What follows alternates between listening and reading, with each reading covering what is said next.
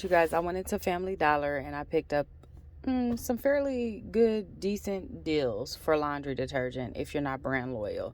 So the first item I picked up was 2 Glade candles, which rang up to be $6.15. There's a $1.50 off coupon. Then I picked up one extra laundry detergent, and you guys, this is the 157.5 fluid ounces, so that's a lot of laundry detergent for $6.95, and there is a $2 off coupon.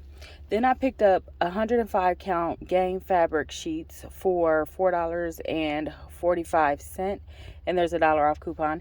And I picked up 1 Gain 65 fluid ounce liquid detergent for $7.45, and there is a $2 off coupon for that as well. You guys, I hit over the $25 mark, and all of these items right here for all of this great laundry detergent is only $12 plus tax. That's $12 plus tax. Remember, if you're brand loyal, you might want to go pick up something else besides the extra for around $7 and make sure there's a coupon. But these are the items I chose to get this week for $12 plus tax at Family Dollar.